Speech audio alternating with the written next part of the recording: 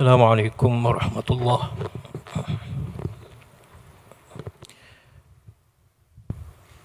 Bismillahirrahmanirrahim. Alhamdulillahi rabbil alamin. Wa bihi nasta'in. Wassalatu wassalamu ala ashrafil anbiya'i wal mursalin. Sayyidina maulana Muhammad wa ala alihi wa sahbihi ajma'in. Subhanaka la ilma lana illa ma 'allamtana innaka antal alimul hakim.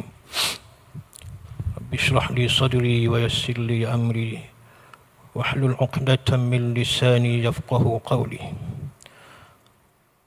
Rabbi yassir wa la tu'assir tamim bil khairi summa amma ba'd. Alhamdulillah,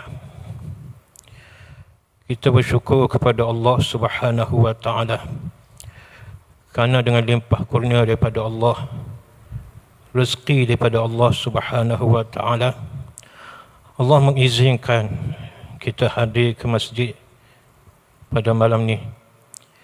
Allah mengizinkan kita berada dalam satu majlis yang mudah-mudahan majlis kita dirahmati dan diberkati oleh Allah Subhanahu wa taala. Alhamdulillah. Malam ni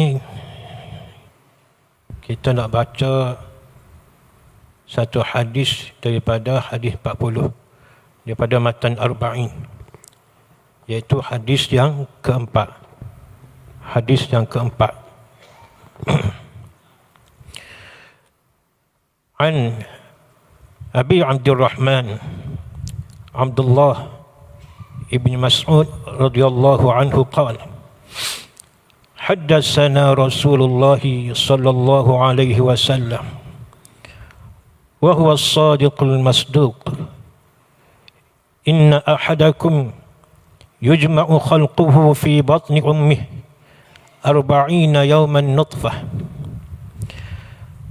ثم يكون علقة مثل ذلك ثم يكون مضغة مثل ذلك ثم يرسل إليه الملك فينفخ فيه الروح ويؤمر بأربع كلمات: بكتب رزقه وأجله وعمله وشقي أو سعيد.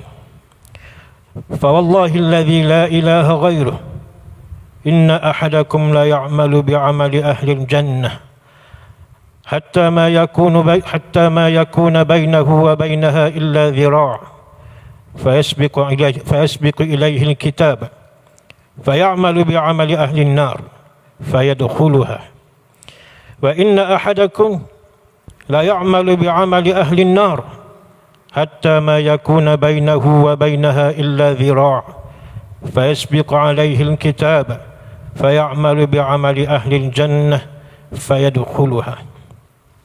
Di riwayat Bukhari dan Muslim. Ibnu Mas'ud daripada Abu Abdurrahman Abdullah bin Mas'ud radhiyallahu taala anhu berkata, telah menceritakan kepada kami oleh Rasulullah sallallahu alaihi wasallam, dan ia iaitu baginda sallallahu alaihi wasallam seorang yang benar lagi dibenarkan, iaitu Rasulullah sallallahu alaihi wasallam benar segala tindakannya, benar segala kata-katanya, dan dibenarkan segala tindakannya. Segala tindakan Nabi sallallahu alaihi wasallam adalah betul dan benar. Segala kata-kata Nabi sallallahu alaihi wasallam tidak dipertikaikan. Sebab tu dalam surah An-Najmi disebut, "Wan najmi iza hawa ma dhalla sahibukum wa ma ghawa wa ma yantiqu 'anil hawa in huwa illa wahyun yuha." Yang mana Nabi sallallahu alaihi wasallam tidak berkata-kata mengikut kehendak nafsu dia, hawa nafsu dia. Dia tak bercakap saja-saja, ataupun dia tak bercakap omong kosong. Segala yang keluar daripada mulut Nabi sallallahu alaihi wasallam ialah wahyun yuha, segala yang telah diwahyukan kepadanya. Mari daripada Allah Subhanahu wa taala. Hatta perbualan dia, gurauan Nabi sallallahu alaihi wasallam adalah gurauan yang benar. Semua sekali. Hak tubik kat mulut Nabi sallallahu alaihi wasallam. Kata Nabi sallallahu alaihi wasallam, sesungguhnya salah seorang kamu, iaitu semua kita, dikumpulkan di dalam janin ibunya selama 40 hari dalam bentuk air mani. Kemudian jadi ia segumpal darah seperti yang demikian itu, iaitu 40 hari juga. Kemudian jadi seketul daging seperti yang demikian itu juga, 40 hari juga. Kemudian setelah daripada itu 40 hari, 40 hari, 40 hari, 120 hari. Berapa? 4 bulan. Kemudian diutuskan kepadanya malaikat, lalu ditiupkan ruh padanya dan diperintahkannya menulis 4 kalimah, iaitu 4 ketentuan, iaitu rezekinya dan umurnya dan amalannya dan celakanya atau bahagianya. Maka demi Allah, Nabi SAW sumpah, yang tidak ada Tuhan selainnya, sesungguhnya akan ada setiap salah seorang daripada kamu yang sepanjang hayatnya mengerjakan dengan amalan ahli syurga, sehingga tidak adalah jarak antaranya dan antara syurga melainkan tinggal sehasta. Kemudian ketentuan Allah Subhanahu wa taala mengatasi, lalu ia pun mengerjakan dengan amalan ahli neraka, maka masuklah ia ke dalamnya. Wal'iyazubillah. Dan sesungguhnya akan ada di antara kamu yang sepanjang hayatnya mengerjakan dia amalan ahli neraka, sehingga tinggallah ia dengan neraka hanya sehasta. Kemudian ketentuan Allah mengkehendaki yang selainnya, lalu ia mengerjakan amalan ahli syurga dan ia mati, lalu masuklah ia ke dalamnya. Hadis riwayat Bukhari dan Muslim. Hadis ni yang pertama sekali, Allah mengungkit penciptaan manusia. Allah Subhanahu wa taala cerita penciptaan manusia setakat demi setakat. Sebab tu Abdullah bin Mas'ud tadi disebut As-Sadiqul Masduq. Dari banyak hadis kita tak jumpa sahabat-sahabat menyebut As-Sadiqul Masduq, tetapi Ibnu Mas'ud menyebut yang sedemikian kerana yang disebut oleh Nabi selepas pada itu tentang atwar, ataupun dia panggil kejadian manusia ni setakat demi setakat ni, tak ada siapa pun tahu zaman itu. Tak ada. Kalau sebut orang tak percaya. Kalau cerita ni tanya mari mana, siapa tahu bagi dalam perut. Sebab dia panggil unjuran kejadian manusia ni daripada air mani jadi segumpal darah, jadi seketul daging hak terpaut di rahim tu ilmu moden. Ilmu hak mari selepas pada tu. Kalau di barat disebut benda tu baru tahu sekitar tahun 1700, 1800. Maknanya benda tu ketika zaman Nabi SAW mustahil. Sebab tu Ibnu Mas'ud sebut awal-awal lagi As-Sadiqul Masduq, yang keluar daripada mulut Nabi tu benar belaka. Allah menceritakan kejadian manusia setakat demi setakat dan takdir kehidupan manusia, bahawa setiap daripada kita ni lahir dah siap semua perkara. Takdir Allah Subhanahu wa taala tu dah sempurna ke atas kita. Allah mengungkit asal kejadian kita, bahawa kejadian manusia tu bukanlah mulia. Tak mulia pun kejadian manusia. Asal Nabi Adam alaihissalam min turab. Nabi Adam alaihissalam daripada tanah. Min tin. Bukan min turab, min tin. Sebab tu Iblis laknatullahi alaih, dia tak tunduk kepada Nabi Adam alaihissalam. Bila dia suruh tunduk sebagai penghormatan, Aba, tak si. Dari Quran sebut wa isqulna lil malaikati isjudu li adama fasajadu illa iblisa aba wastakbara wa kana minal kafirin. Ingkar, wastakbar, dan dia membesarkan diri dia. Dia takabur. Takabur lagu mana? Takabur dari surah lain cerita. Qala ma mana'aka alla tasjuda iz amartuk. Qala ana khairum minhu khalaqtani min nar wa khalaqtahu min tin. Iblis, Tuhan tanya, ma mana'aka alla tasjud? Apa yang menyebabkan kamu ni terteguh, tersekat daripada sujud hormat kepada Adam alaihissalam? Iz amartuk, ketika mana aku sendiri hok suruh. Tidak mau tahu aku ni Tuhan. Tidak mau dengan aku lama dah dengan Allah Subhanahu Wa Taala. Mau tahu aku Tuhan, mau tahu kuasa aku, mau tahu aku suruh betul-betul belaka. Nak apa tak sujud? Aba, dia engkar. Wastakbar, dia tu sebabnya khalaqtani min nar wa khalaqtahu min tin. Dia merasa jijik penciptaan manusia. Penciptaan dia comel, dia pada api, dia pada benda hebat. Tapi penciptaan manusia ni dia pada tin, dia merasa kembal. Nak hormat ke suatu perkara, satu benda daripada tin.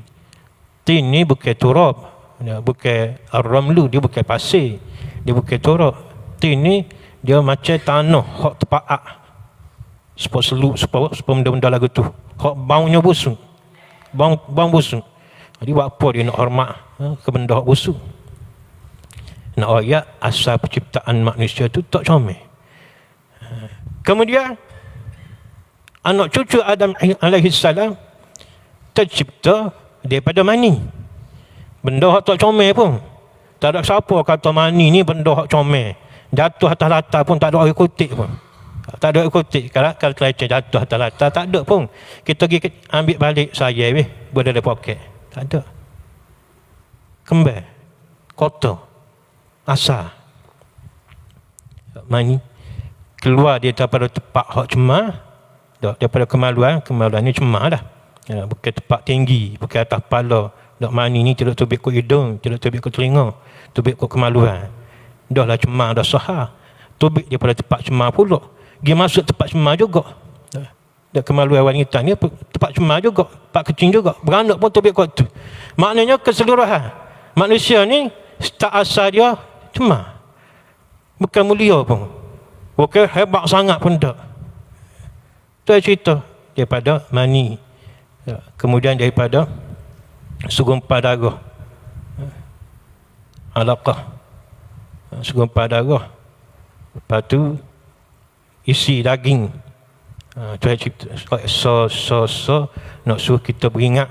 Nak suruh supaya tidak ada perasaan takabur dalam diri manusia. Bahawa semua manusia adalah sama tarafnya di sisi Allah Subhanahu Wa Taala. Tidak ada yang lebih dan tidak ada yang kurang. Kemudian Allah Subhanahu Wa Taala menyebut, summa yursalul malak. Lalu selepas daripada 140 hari, Allah mengutuskan malaikat kepada janin yang tersebut. Sejak daripada kita ada manusia, ada malaikat yang menguruskan kita di dalam janin mak kita hari itu. Allah mencipta malaikat untuk menguruskan janin-janin di dalam perut ibu dia. Allah cipta. Yang mana fayanfukhu fihi ruh. Selepas daripada 120 hari ditiupkan ruh kepada janin yang tersebut. Sebab tu kita biasa sebut dah itu selepas 120 hari baru ada degup jantung anak di dalam perut mak kita tu. Dalam perut isteri kita. Sebelum pada tu kalau pergi cek memang tak bunyi. Sebulan pergi cek dah. Tak ada lagi. 2 bulan, 3 bulan, 4 bulan baru ada jantung. Baru boleh pergi cek, baru bunyi duk duk duk duk. Dan start 4 bulan dalam kandungan ibu kita. 4 bulan. Iaitu 5 bulan sebelum kita lahir, start tu jantung kita berdegup sampailah ke hari ni. Tak berhenti pun. Betapa Allah Subhanahu Wa Taala mengurniakan nikmat dan rezekinya kepada kita. Tak berhenti. Berhenti mati. Ketentuan Allah Subhanahu Wa Taala yang patut kita syukuri. yang patut kita ingat setiap masa dan setiap ketika. Umur 70 contoh, 70 tahun lebih, jatuh Tuhan tak kira pun dengan kita. Fayanfukhu fihi ruh. Dan masa itu juga Allah Subhanahu wa taala menetapkan kepada manusia dengan 4 ketentuan. 4 ketentuan Allah tetapkan kepada manusia. Tak boleh lagi. Memang lagu itulah hidup kita sampailah kita mati. Apa? Bikatbi rizqi. Dengan Allah Subhanahu wa taala menetapkan rezekinya. Qadar rezeki setara mana. Wa ajalih. Dan juga saat kematian dia. Wa amalih.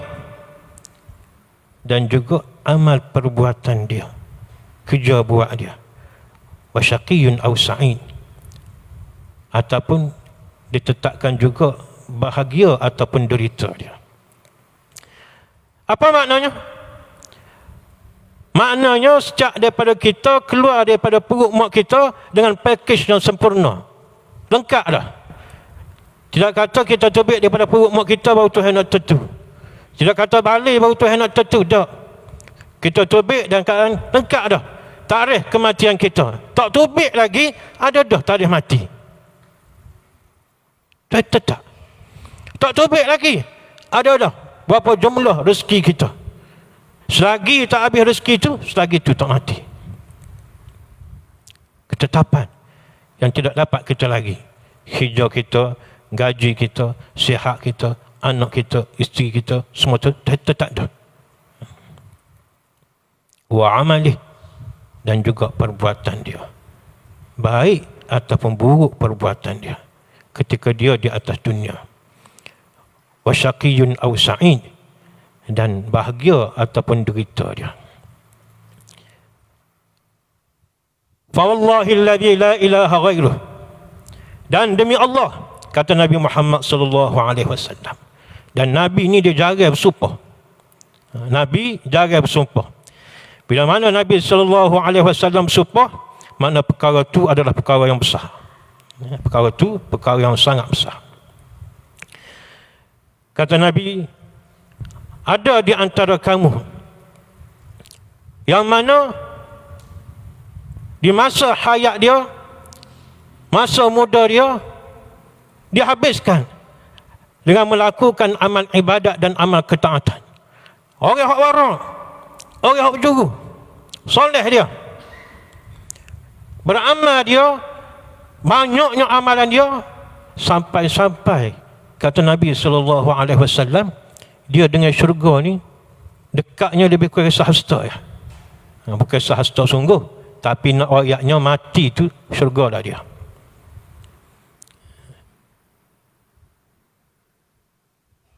Tapi kata Nabi SAW, fayasbiqu ilaihi alkitab. Tapi takdir ketentuan Allah, hak tadi, rezeki, ajak, amal dia, syaqiyyun aw sa'id dia tu mengkehendaki yang selain daripada itu. Fayasbiqu ilaihi alkitab, maksudnya dia dilintah oleh ketentuan Allah Subhanahu wa taala. Maka akhir-akhir hayat dia berubah menjadi seorang yang mendurhaka kepada Allah Subhanahu wa taala. Masuk dekat nak mati, balik. Dekat nak mati, jadi dia boring ataupun cemuh nak melakukan taat. Berasa puas dah, berasa lama dah, lalu kat tua dia beralih melakukan maksiat dan mati dalam keadaan lagu tu. Lalu kata Nabi, fadkhuluha, masuk dalam neraka Jahannam. Ujung umur dia, jadi ahli maksiat. Dan kata Nabi ada juga pesen ya'malu bi'amali ahli nar, beramal dengan amalan ahli neraka, jahat, fasik, kafir ke, tapi di penghujung umur dia kata Nabi SAW, dia berubah, melakukan ketaatan, lalu dia masuk dalam syurga. Hadis ni kalau dari Riyadhus Salihin, dia masuk bab al-khauf wal raja, iaitu kita kena ada perasaan takut kepada Allah Subhanahu wa taala dan berharap kepada Allah Subhanahu wa taala. Sebab perkara ni dikira awal akhirah, pada penghujungnya lagu mana. Al-khawf, kita berasa takut kepada Allah Subhanahu wa taala, takut walaupun kita beramal banyak, di penghujung usia Allah Subhanahu wa taala menarik nikmat ketaatan tu kepada kita. Siapa tahu? Sebab tu kita jangan confident sangat bahawa kita ni dengan lebarnya kita, dengan ustaznya kita, dengan alimnya kita, Tok Imam kau, Tok Bilal kau, ustaz kau, jangan berasa kita ni syurga. Jangan mari perasaan lagu tu.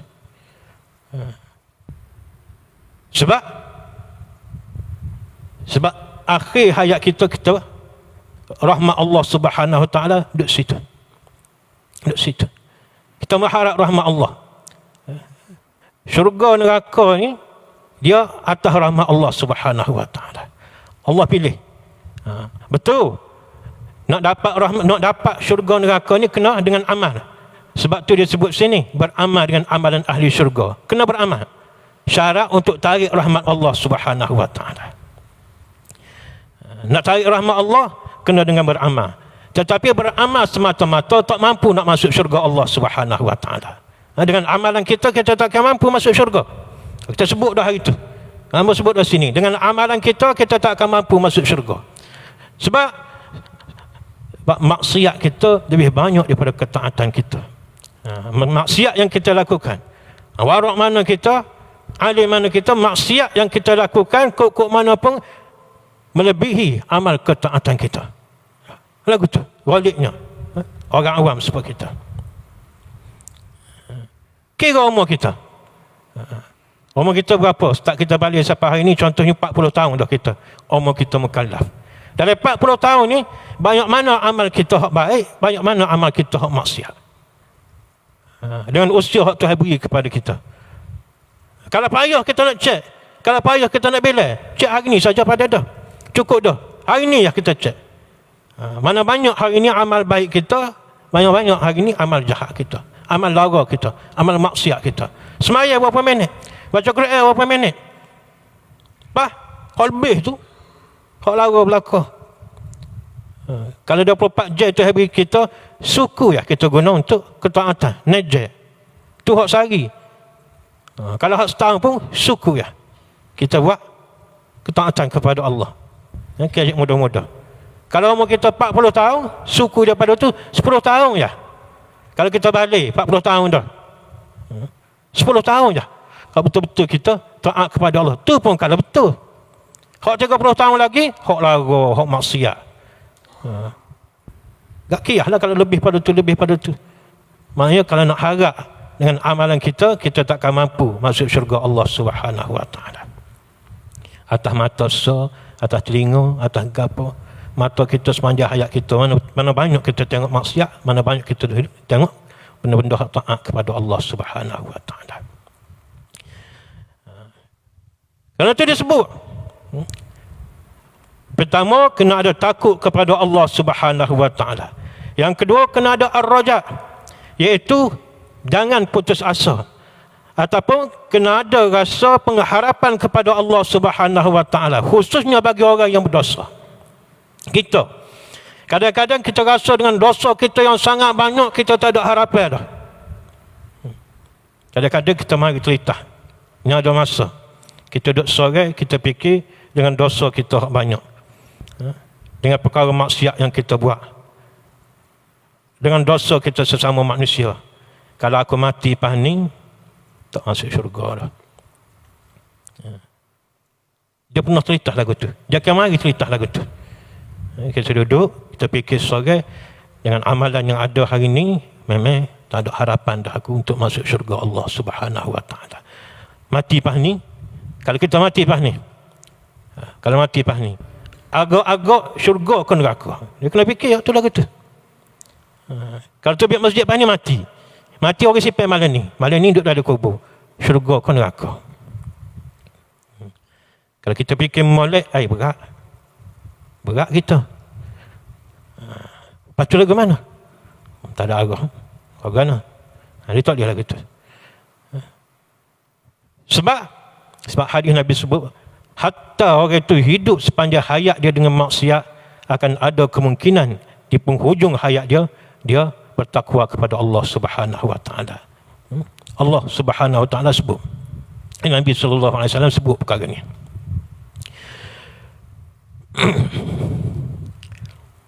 Apa pengajaran daripada hadis yang kita baca pada malam ni? Apa pengajaran dia? Yang pertama, Allah Subhanahu wa ta'ala mengetahui keadaan setiap daripada makhluknya, setiap daripada manusia, setiap daripada kita. Dalam ilmu Allah Subhanahu wa ta'ala dah ada dah syurga dan neraka. Ada dah. Sebab tu dalam Quran banyak perkara-perkara diceritakan tentang suasana hari kiamat, suasana dalam neraka dan syurga. Sedangkan syurga dan neraka ni tak berlaku lagi pada kita. Nabi masa Mi'raj, dia lalu ke syurga, dia tengok siapa dalam syurga. Dia lalu ke neraka, dia nampak dah orang puas ada dalam neraka, ramai dia kata.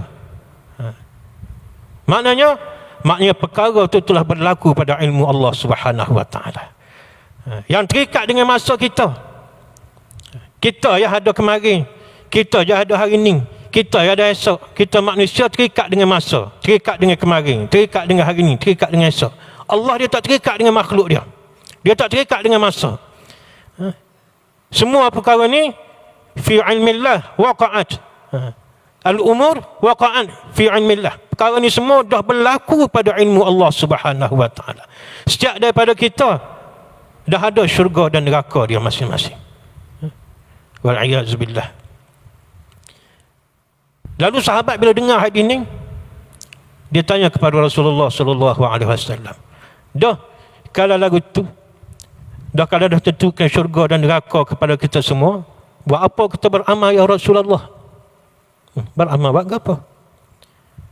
Lalu kata Nabi sallallahu alaihi wasallam, siapa-siapa yang ditentukan syurga baginya, maka Allah akan mempermudahkan dia melakukan ketaatan-ketaatan yang membawa dia ke syurga.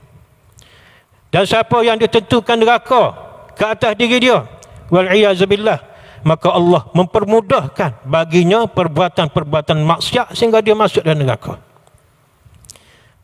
Maka kita bila dengar hadis ni, kita nak ala ke mana? Kita nak kata dia syurga neraka tentu, biar aku malah buat. Tak. Maka kita masuk golongan tadi yang dipermudahkan oleh Allah untuk melakukan maksiat. Neraka. Kalau kita rasa gerung, kita nak melakukan ketaatan kepada Allah, kita buat taat kepada Allah, buat ibadat kepada Allah, maka kita masuk dalam golongan yang dipermudahkan oleh Allah untuk melakukan ketaatan kepada dia. Dan kita pakai kata, dah tutup dah, malah aku kat neraka. Kita kata dah tutup dah, syurga. Yang kedua,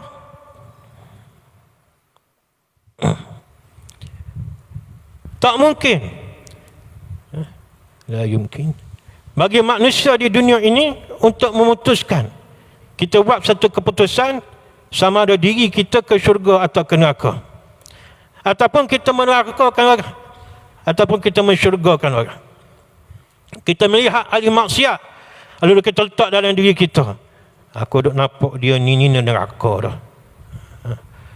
Ataupun kita nasihat sayang kita hak malas semaya, kita nak marah, sayang kita ni malas semaya, mu ni masuk neraka dulu pada setel lagi ni, kalau pasang lagu ni, kita letak lagu tu.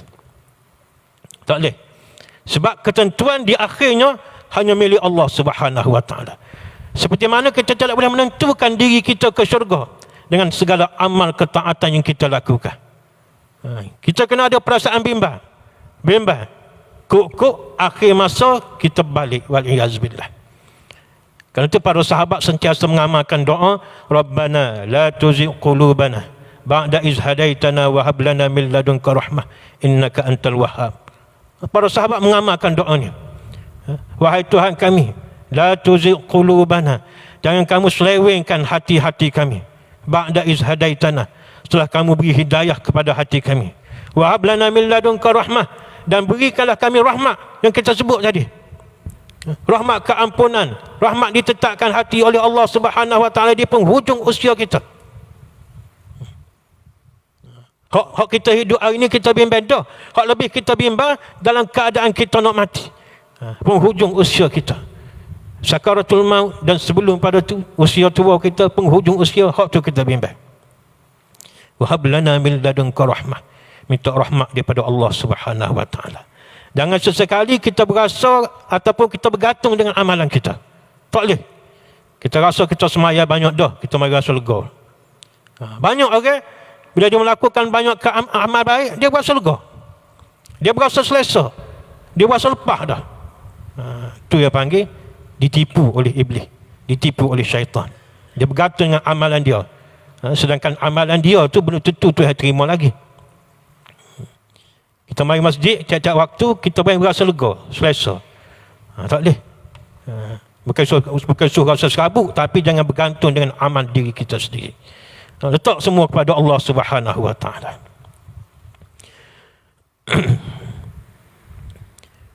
Ketiga, setiap amal perbuatan dinilai pada akhirnya fi khawatimiha. Maka seperti yang kita sebut, setiap manusia tidak seharusnya terpedaya dengan suasananya pada hari ini.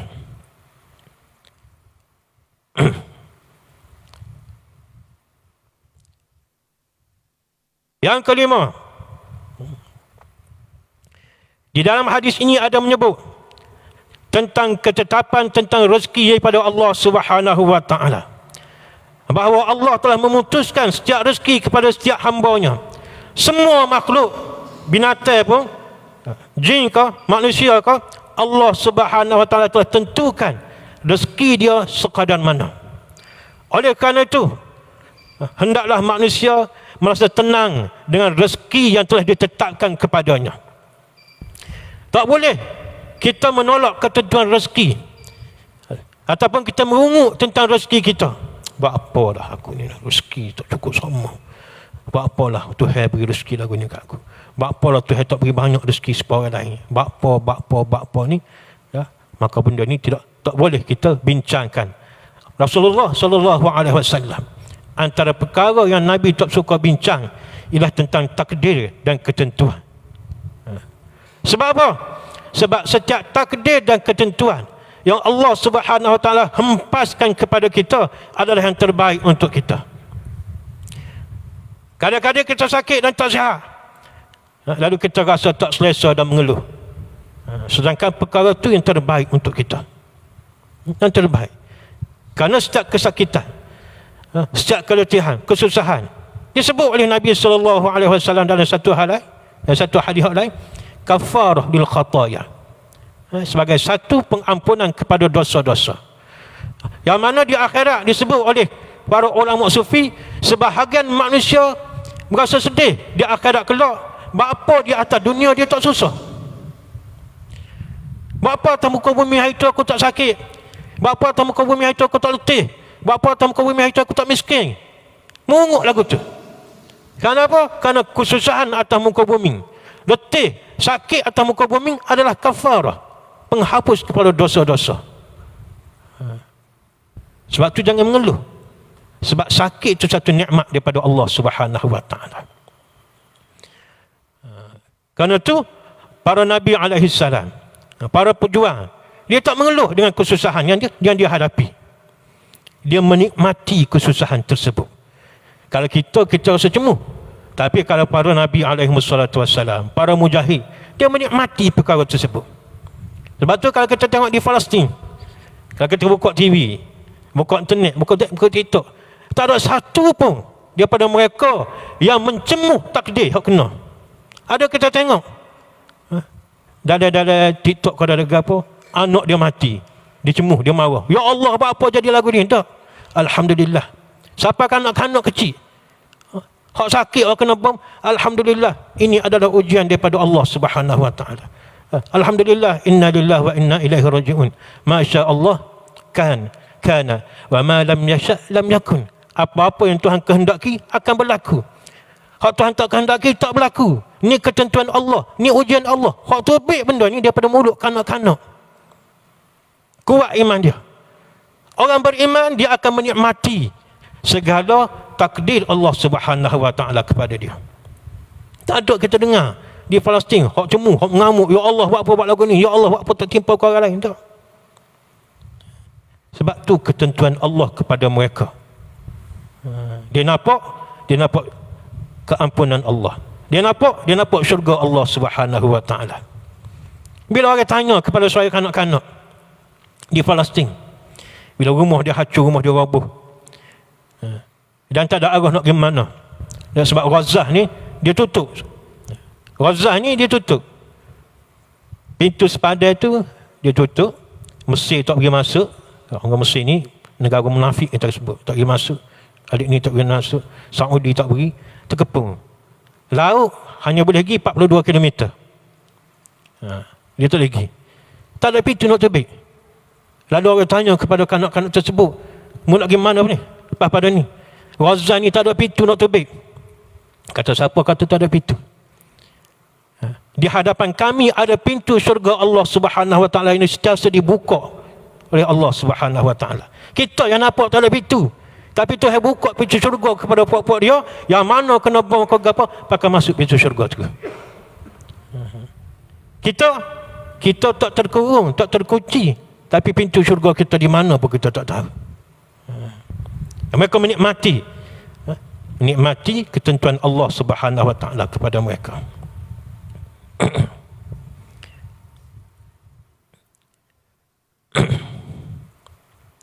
Itu antara pengajaran-pengajaran daripada hadis yang tersebut. Ada satu hadis Nabi sallallahu alaihi wasallam tentang amal seseorang.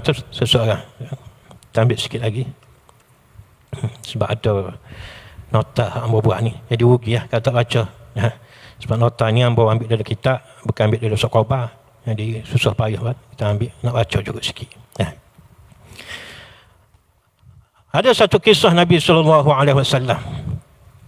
Satu ketika Nabi menghantar jenazah, lalu Nabi ambil surating, Nabi sebut, Nabi buat satu garisan dengan rating, Nabi ambil, lalu Nabi sebut, tiadalah seorang pun manusia di muka bumi melainkan telah ditetapkan oleh Allah Subhanahu wa taala nasibnya di syurga atau neraka. Iaitu setiap daripada kita tentulah ada syurga ataupun neraka. Lalu sahabat pun bertanya, cerita ni hak kita sebut tadi, jadi buat apa ya Rasulullah kita beramal? Lalu Nabi SAW menjawab, bagi kamu itu beramal, kena beramal, kata Nabi SAW. Setiap daripada kamu akan dipermudahkan oleh Allah dengan amal yang menghala ke mana arah kamu. Setiap daripada kita Allah akan permudahkan beramal dengan amalan yang mana Tuhan tetap dah kita gimana. Kalau kita tetap dah di syurga, Allah akan permudahkan kita beramal dengan amalan ke syurga. Kalau Allah tetapkan kita ke neraka, wal-i'azubillah, maka kerja-kerja maksiatlah yang menjadi mudah kepada kita. Jadi kita kena berasa, kena mari tengok, kita ni mudah buat maksiat ke, mudah buat taat kepada Allah. Ketaatan kepada Allah ni kita buat boleh rasa payah ke, boleh jadi tabiat ke, lagu mana? Maksiat ni kita rasa susah ke, kau tak suruh pakai buat lalu, kau lagu mana? Kalau kita rasa kita ni mudah buat maksiat, mudah buat dosa, berhati-hatilah, beringat. Sebab kata Nabi, siapa-siapa yang Tuhan tetap ujung dia neraka, Tuhan mudah jalan dia ke neraka. Tuhan tetap jalan dia mudah ke syurga, maka mudahlah amal-amal baik dia. Dipermudahkan atau dipersulitkan, adalah kesan seseorang itu juga, amal seseorang. Mudah atau payah tu mana kesan amalan kita juga.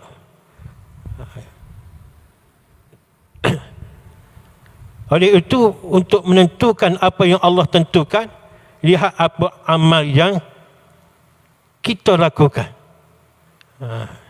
Kita nak tengok, maknanya boleh agak-agak, boleh rasa-rasa, tengok amal kita buat lagu mana, dan tengok rasa lagu mana ketika buat amalan tersebut. Kalau dipermudahkan oleh Allah, alhamdulillah. Kalau kita rasa susah, maka tu antara ciri-ciri ahli neraka ataupun ciri-ciri orang munafik. Waliyazubillah. Ada disebut dalam satu ayat Quran, orang munafik ni iza qamu ila shalah qamu kusala yura'una an-nas wa la yazkuruna Allah illa qalila. Orang yang munafik bila dia melakukan solat atau apa-apa ketaatan, dia akan bangun bila rasa malas. Tak bersungguh pun. Rasa malas, rasa terpaksa dan sebagainya. Tak boleh cek lah. Subuh, setara mana? Hamba tidak kata ke orang. Hamba kata ke hamba. Lagu mana kita bangun nak semaya subuh? Bangun bila malas ke, bangun bila semangat nak pergi? Ataupun bangun orang kena gerak, orang tak gerak tobat tak bangun. Berkata ke hamba, tidak kata ke orang tu. Kita guna jack ke, mok mari gerak ke. Begitu. Imam Nawawi menyatakan yang menjadi penentu kepada kehidupan seseorang adalah di penghujung nyawanya. Imam Nawawi rahimahullah, seorang tokoh dalam mazhab Syafi'i, menyatakan yang menjadi penentu kepada kita, kehidupan kita adalah di penghujung nyawa kita tu. Mengingatkan kepada kita bahawa orang yang berbuat baik tidak semestinya penghujung amal dia tu, penghujung hidup dia tu baik. Kita yang sentiasa buat baik ni tak nanti baik juga di hujung hidup kita. Kau tu kena beringat. Gitu juga orang yang kita nampak jahat, belum tentu di penghujung hidup dia jahat. Jadi kita kena ada keseimbangan. Kena ada rasa takut kepada Allah Subhanahu Wa Taala. Dan kalau kita ni memang orang maksiat, kita kena ada berharap kepada rahmat Allah. Ada rahmat Allah untuk orang-orang yang tak berjuruh ni. Ini dapat menyelamatkan mereka, kata Imam Nawawi, agar tidak sombong dengan amalan yang dilakukan, supaya kita tidak takabur dengan amal yang kita lakukan. Jangan kita letak dalam diri kita perasaan berasa warak, ujub. Ujub yang disebut-sebut tu sebagai satu maksiat hati. Ujub ni maksiat hati yang terkena kepada orang-orang soleh. Ujub ni tak terkena kepada ahli maksiat. Ujub, riya, takabur tak terkena kepada ahli-ahli maksiat. Penzina ke, pencuri ke, tak ada ujub. Ujub ni penyakit orang-orang soleh. Ujub penyakit orang alim. Ujub penyakit orang warang. Ujub ni penyakit tu lebar. Penyakit orang masjid. Apa? Dia berasa takjub dengan diri dia. Bagusnya aku, waraknya aku. Aku ni ahli masjid. Dia mari rasa ahli masjid. Aku baca Quran. Dia mari rasa berjuru. Ujub. Tak ada. Riya, mempamerkan amalan dia. Takabur. Itu semua amal-amal ataupun penyakit-penyakit orang-orang warak, orang soleh yang terkena penyakit-penyakit lagu ni. Kata Nabi SAW, tidak ada seorang pun daripada kamu masuk syurga kerana amal solehnya. Lalu para sahabat pun bertanya, kalau begitu, kamu pun begitu ya Rasulullah? Mu pun lagu tu kan Nabi?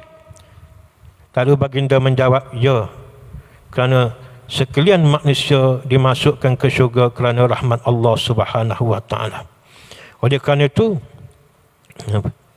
khulasah daripada Imam Nawawi, apabila kamu melihat seseorang yang banyak berbuat maksiat, jangan kita menghukum mereka sebagai ahli neraka.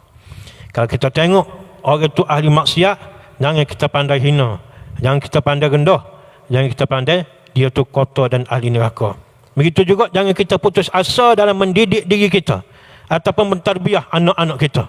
Sebahagian daripada kita putus asa dengan anak-anak sendiri ataupun putus asa dengan diri kita sendiri. Bila kita malah melakukan ketaatan ataupun kita sentiasa melakukan maksiat, akhir sekali malah dah nak taubat. Taubat pun buat pula. Tak ada arah. Suruh ke Tuhan lah jadi lagu mana. Tak boleh. Nabi marah lagu tu. Ataupun kita tengok anak-anak kita. Contoh. Dia kat ajar. Contoh mudah. Dia kat geruk bangun semaya. Tak bangun-bangun. Malah nak semaya. Kok murah nak jadi guana. Mulut mok-mok. Kok murah nak jadi guana. Tak kena. Tak betul.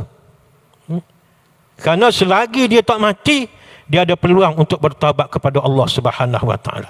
Selagi tak cabut nyawa, tak sakaratul maut, ada hidayah daripada Allah Subhanahu Wa Taala. Sebab setiap amal Allah kira pada akhirnya sekali. Ketika dicabut nyawa kita tu, di mana kita berada, di situlah Allah Subhanahu Wa Taala akan kira. Kalau kita orang taat, ketika Allah tarik nyawa kita pas ni, maka taatlah kita. Wali'iyahzubillah, kalau kita ahli maksiat, akhir umur, masa nak cabut nyawa tu, dalam keadaan maksiat, maka maksiatlah. Kerana tu, kita kena sentiasa berdoa kepada Allah Subhanahu Wa Taala.